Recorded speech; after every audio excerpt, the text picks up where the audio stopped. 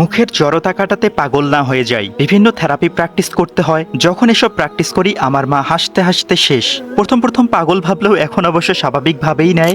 আসসালামু আলাইকুম, welcome to Mohibullah study point. আমি অনার্স চতুর্থ বর্ষের একজন স্টুডেন্ট, টুকটাক বিসিএস প্রিপারেশন নিচ্ছি। সে কোন বন্ধু বলো বেশি বিশ্বস্ত, কার কাছে মন আজ সারাদিন মাত্র 4টা কাজ করেছি। English free hand writing practice করেছি, ম্যাথ প্র্যাকটিস করেছি, হালকা ব্যায়াম করছি, আর মুখের জড়তা কাটানোর থেরাপি প্র্যাকটিস করেছি। যা বুঝলাম এতদিনের অভ্যাস কাটতে বেশ সময় লাগবে। এখন আফসোস লাগে, আমি যদি আরো আগে নিয়মিত ভিডিও বানাতাম তাহলে বোধহয় আরো আগে সমস্যাটা চিহ্নিত হতো এবং মুখের জড়তা আরো আগেই কেটে যেত।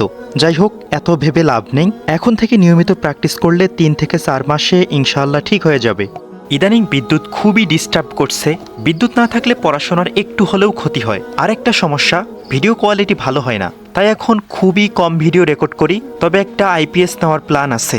ولا تكونوا كالذين نسوا الله فأنساهم أنفسهم أولئك هم الفاسقون لا يستوي أصحاب النار وأصحاب الجنة أصحاب الجنة هم الفائزون। আজ সকাল থেকে এ পর্যন্ত মাত্র 6 ঘন্টা পড়াশোনা করেছি। রাতে 2-3 ঘন্টা হবে। আপনারা কতক্ষণ পড়লেন জানাইয়েন।